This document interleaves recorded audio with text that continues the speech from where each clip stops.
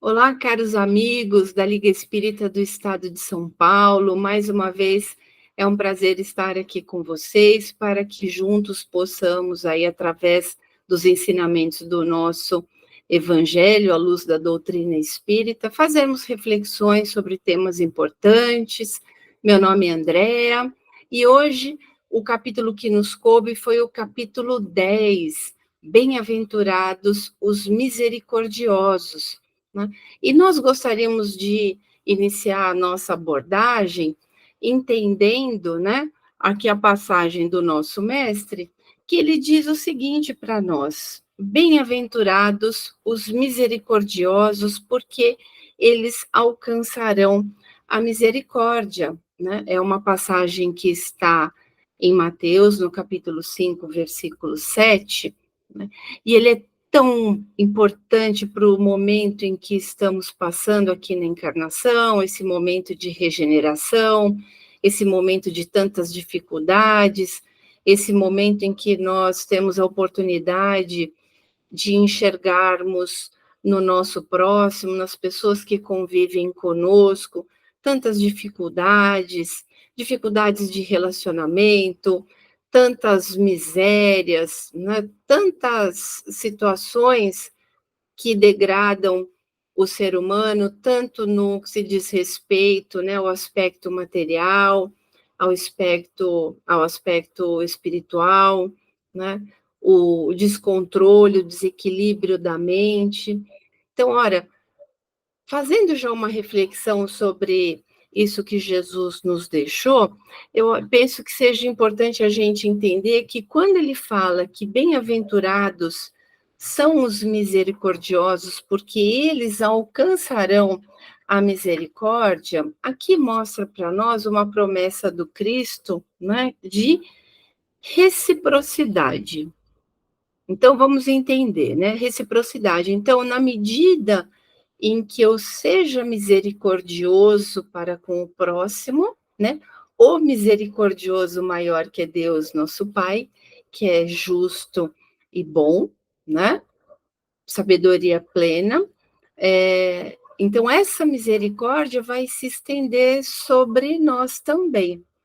Então, já podemos, assim, dessa forma, entendermos que não é só o outro que precisa de misericórdia, nós também. Então, isso nos coloca numa condição, né, aqui da encarnação, de igualdade perante os nossos irmãos. Então, alguns dos nossos irmãos precisam dessa misericórdia, como nós também precisamos, né? E essa reflexão, ela está muito bem descrita, né, na oração dominical, né? Quando nós falamos aqui, por exemplo, né, perdoai as nossas dívidas como nós perdoamos aos nossos devedores, a gente aqui já tem uma ideia muito clara do que nós precisamos fazer. Então, a misericórdia, ela não é tão somente, né, a filha, né, uma das filhas do amor, mas na verdade, ela em sua plenitude, ela podemos dizer que ela é o estado servil, né, o estado assim, no seu sentido mais amplo. Quando a gente fala servil, né, servir ao próximo, né? Então, o servir ao próximo não significa que você tenha que se humilhar ao seu próximo, né? Se humilhar diante do seu próximo.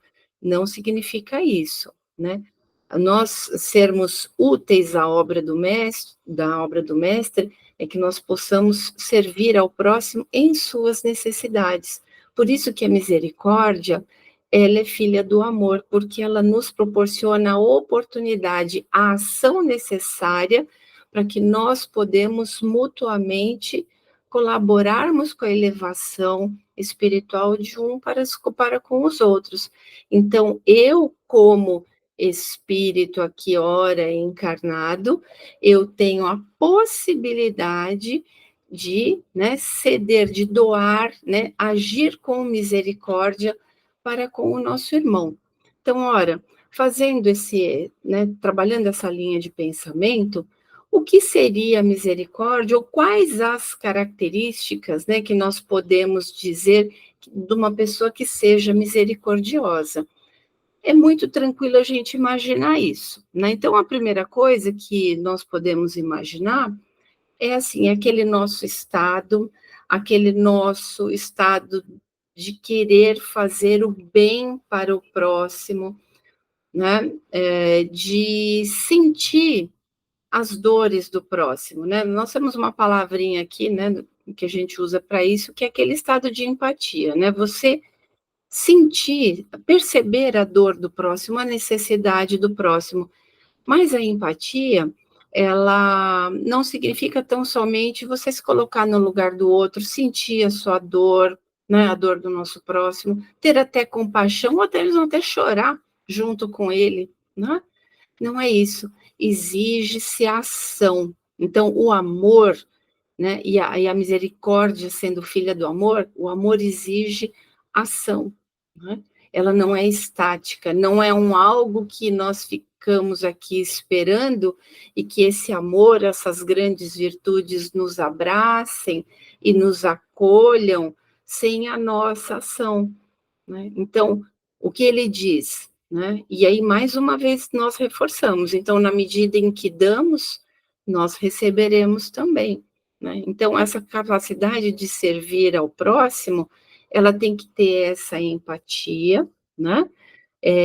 Movida pela ação. Então, qual é essa ação, né? Então, a gente se sensibiliza, a gente, como eu já disse, a gente pode até chorar, né, junto com o nosso irmão, sentir compaixão, né, de todos os necessitados. E aí vem a grande questão: quem é necessitado? Né? Então, a primeira coisa, a gente se compadece muito facilmente, né, de irmãos que nós consideramos, né, abaixo de nós, ou da nossa condição. Seja na condição intelectual, seja na condição material, de qualquer espécie, posição financeira, a questão da saúde do corpo, nós ficamos mais, uma prática mais fácil, né, da misericórdia para com o outro, quando nós vemos pessoas numa condição, né, dentre essas condições já citadas, abaixo de nós.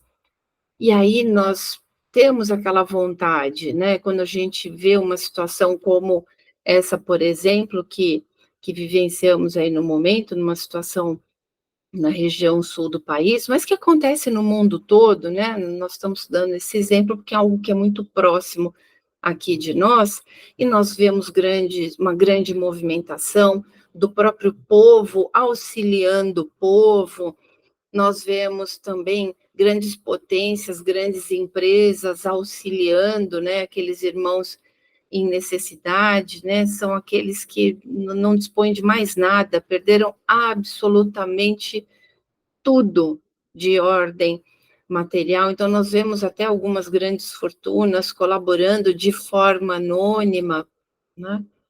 Então, isso é muito, muito importante a gente entender que fazer isso ele é muito fácil, né? Ele é mais acessível, porque aí nós viemos de uma tradição, né, cristã basilar que diz, olha, você tem que fazer o bem, né? Porque senão você não vai conseguir garantir o seu lugar no céu, né? O Espiritismo já veio nos esclarecer que isso é uma inverdade, né? A condição de céu e inferno não existe, não é isso. Então as pessoas às vezes fazem o bem, né? Porque são temerosos em relação ao peso da justiça divina, né? E falam, não, não, eu preciso fazer o bem porque senão eu vou me dar mal, né? Eu preciso fazer o bem porque Jesus ensinou que eu preciso fazer o bem, então eu vou ser obrigado, né, ou obrigada a praticar o bem para que eu garanta um lugarzinho melhor quando eu me for, né? Olha, é errado? É aquela misericórdia basilar, aquele início, né?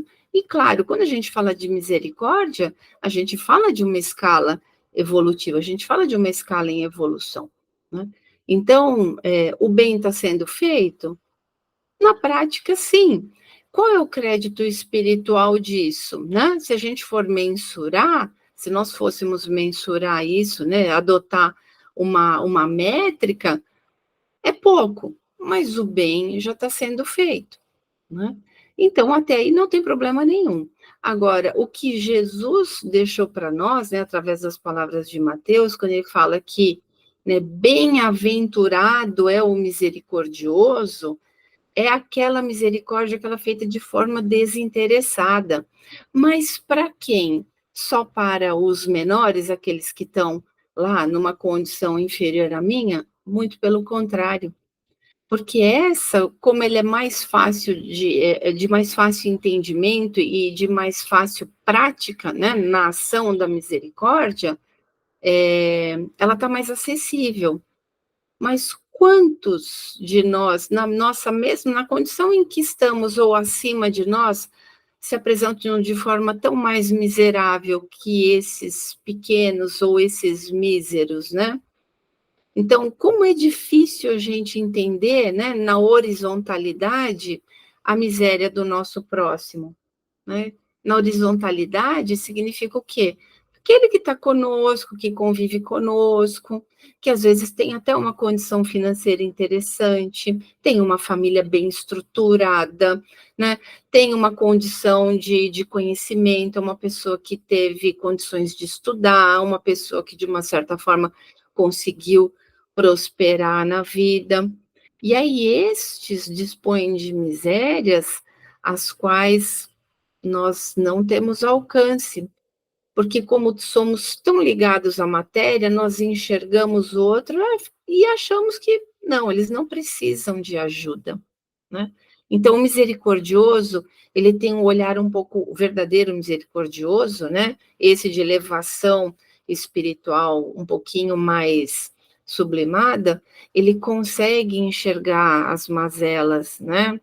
Aqueles males que estão ocultos à maior parte das pessoas. Então, essa é uma outra característica importante do verdadeiro misericordioso, que é aquele que consegue, através, né, mesmo por intermédio, ou atrás de um sorriso, de uma vida relativamente equilibrada, entender, né, que ele pode ter grandes necessidades. E essa pessoa precisa pedir ajuda, não necessariamente esse necessitado, né? Mas aquele que se dispõe a enxergar o outro além da matéria, da perfumaria, além do que salta aos olhos, ele já se encontra num degrau espiritual um pouquinho mais sublimado. Então, a capacidade que ele tem de auxiliar aí já é maior, já é melhor, já é mais abrangente, né? Obviamente, de maior qualidade em termos espirituais. Então, quanto dos nossos irmãos, né, são muito abastados, por exemplo, e que sofrem miseravelmente, né? Somos assolados aí por grandes problemas de ordem da mente, né, no momento que a gente vivencia, né, em relação aí à nossa regeneração planetária, as pessoas sofrendo de depressão, de ansiedade, das mais diversas síndromes que a gente possa imaginar, né? Síndrome do pânico, síndrome de Tourette, tem uma porção delas, né? Então, o que a gente pode fazer por essas pessoas, né? Essa é a condição do verdadeiro misericordioso, de entender isso. Então, quando a gente fala que servir, né, a misericórdia, ela é um ato no sentido mais amplo, né, da minha atividade servil, é isso que o Evangelho quer nos dizer. Jesus veio aqui para servir, e ele já mostrou isso para nós, né? Ele não precisava fazer tudo aquilo, né? Mas, na verdade, na missão dele é nos ensinar, olha, vocês precisam colaborar uns com os outros, porque todos vocês são miseráveis, né? Quando a gente fala miserável, né, não é pejorativamente falando, obviamente, mas é da nossa condição, né, de miséria espiritual, porque todos nós estamos aprendendo ainda, né? Então, todos nós precisamos da misericórdia de Deus, que através dos nossos irmãos que estão aqui, né, na encarnação conosco, eles podem colaborar conosco. É a consolação também enviada, né, por Jesus, né? Que o Espiritismo nos trouxe muito claramente, né? Amai-vos, instruí-vos. Então, nós estamos aqui realmente para manter essa harmonia, né? Então, como é que a gente consegue manter essa harmonia, né? Aquele que tem mais auxilia aquele que tem menos, e com isso nós conseguimos equilibrar a balança, e com isso nós conseguimos elevação nos degraus aí da espiritualidade, né? E aí, sendo assim, nós também alteramos a psicosfera do nosso planeta. E aí sim, todos juntos vamos, né, nos elevando. E é uma característica bastante interessante, uma outra, né? Então, que assim, que a gente tem que estar sempre disposto a ajudar o próximo, né? Então, quem é o próximo? Qualquer um, né?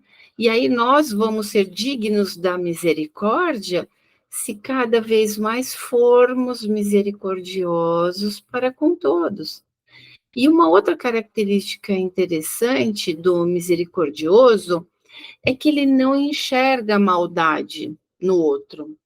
Ele enxerga o quê? Uma ignorância, ele enxerga uma infantilidade de pensamento, e que aí sim, por conta desta ignorância, né, e desta infantilidade, disso surgem alguns filhos que normalmente ficam atrelados ao mal.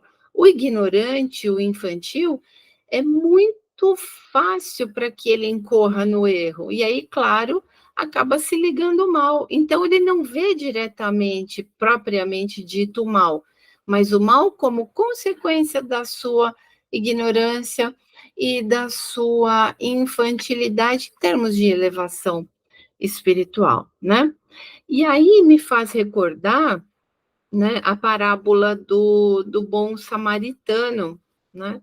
Então, para a gente verificar que é um algo, que ele é um germe divino que existe em cada um de nós.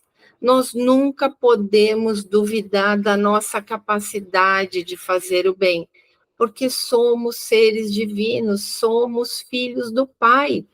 O Pai está em nós, basta que nós consigamos fazer germinar essa semente que está latente. Então, jamais duvidemos da nossa possibilidade de fazer o bem.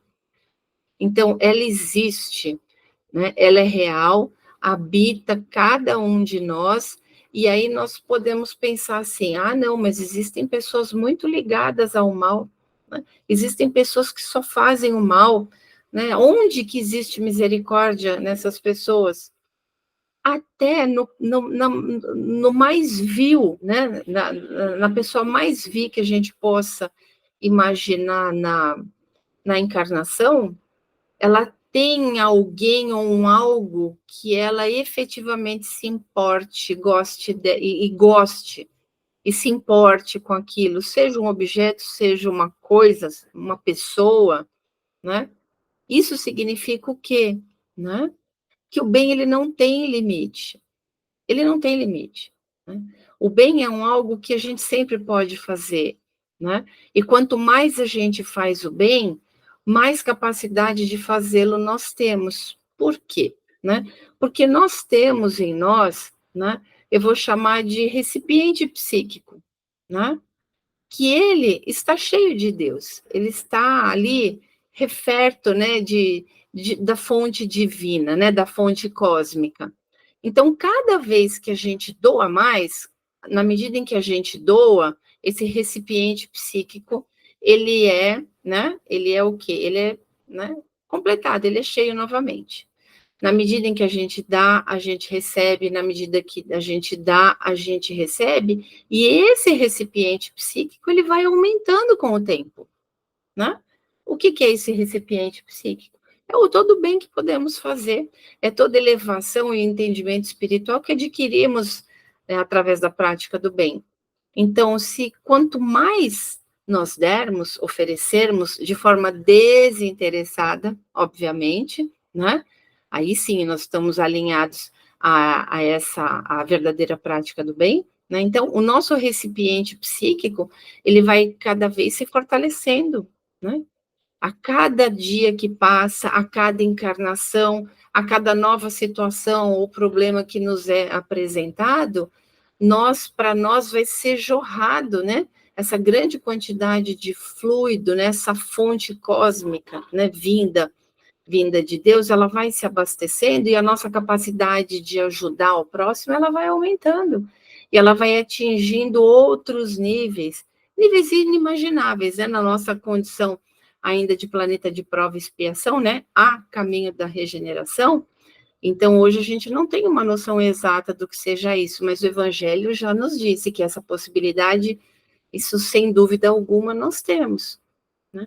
Então, e outra coisa importante, que esse recipiente psíquico que nós temos, na medida em que ele vai aumentando, esse é o nosso processo de cura. É como que se essa fonte de recursos, né, que Deus, né, através das pessoas, dos mentores, né, de espíritos de elevadíssima casta, vão nos abastecendo, isso vai nos curando, vai tirando todos os nossos, tudo que aquilo em que nos prende ainda, né, ao egoísmo, as questões mais materiais da existência. Então, vai tirando, vai eliminando os ressentimentos, as mágoas, o ódio, a inveja, enfim, tudo aquilo que nos atrapalha.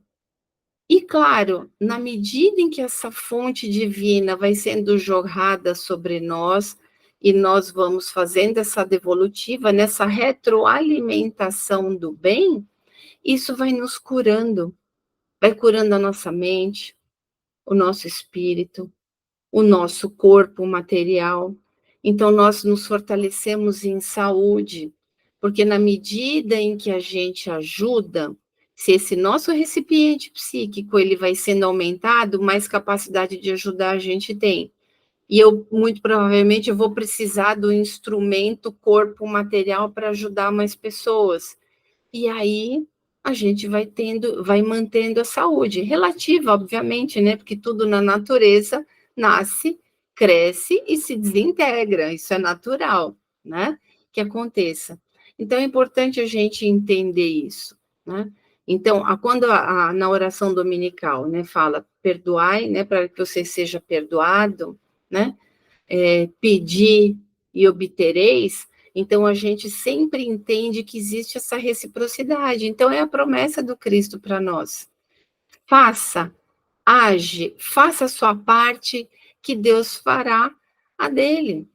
Realize que Deus, no momento exato, realizará aquilo que você necessita. Peça, né?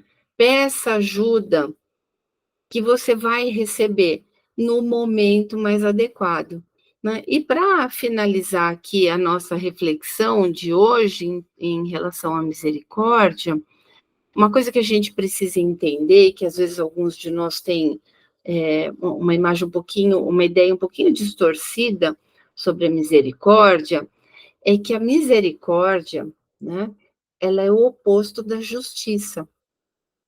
Por que que eu digo isso, né? Vou me fazer entender melhor.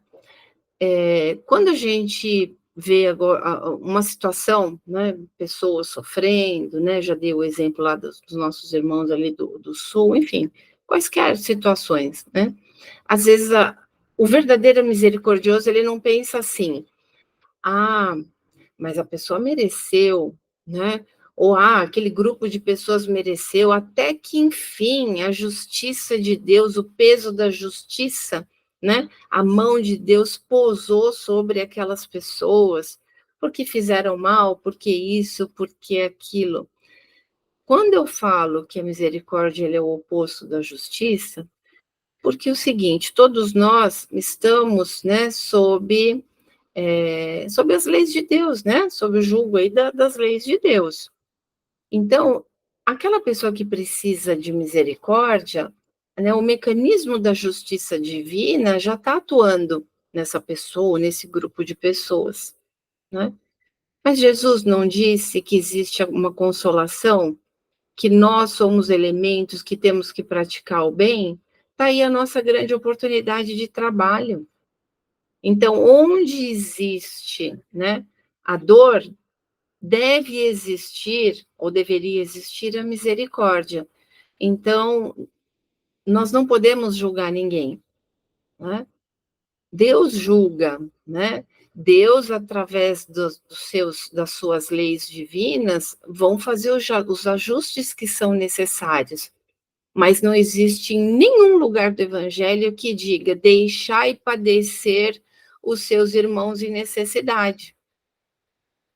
Não existe no Evangelho isso. Então, nós temos sim que ajudar, nós temos sim que colaborar com os nossos irmãos, nós somos instrumentos da melhora do nosso irmão, né? E aí no Evangelho, então, já finalizando, né?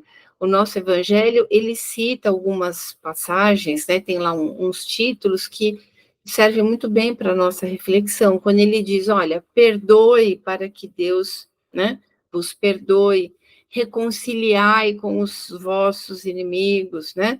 O sacrifício mais agradável a Deus, né?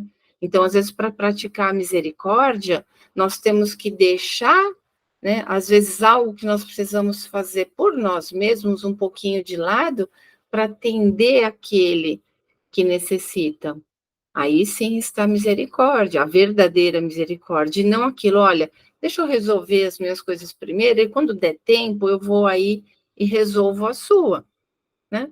Ah, mas esse pensamento, existe um julgamento, né? Não, não existe. É a forma que a pessoa tem de fazer, porque nós temos que ajudar os outros na medida das nossas forças. Então, aquele que pode menos, dá menos. Aquele que tem menos entendimento, né, vai atuar menos. Aquele que tem maior entendimento, ele vai ter condição de atuar mais intensamente, né? Então, o Evangelho também fala, né, sobre o argueiro e a trave no olho, que a gente tem o hábito de olhar, né, as imperfeições alheias, mas esquece de olhar para nós também. Então, olha, não julgueis para ser julgados, né? Aquele que não tiver pecado, atire a primeira pedra. Aí fala do perdão das ofensas, da indulgência, extremamente importante, né? Quando a gente fala em misericórdia, né? E a repreensão aos outros. Então, né, se é permitido, né, repreender aos outros, sim, é permitido, né?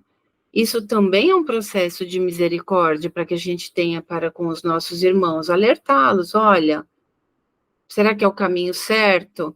Mas isso tem que ser feito de que forma? O Evangelho, ele fala, ele diz até um termo, olha, fazerdes com moderação, né? Então, a gente tem que fazer isso pelo nosso irmão, né? É engraçado que, por exemplo, nas empresas, quando a gente trabalha, sempre fazem essas perguntas, né? O pessoal que trabalha com recrutamento e seleção, olha, se você visse o seu colega de trabalho fazendo alguma coisa errada, o que você faria, né? É uma pergunta bastante recorrente, né?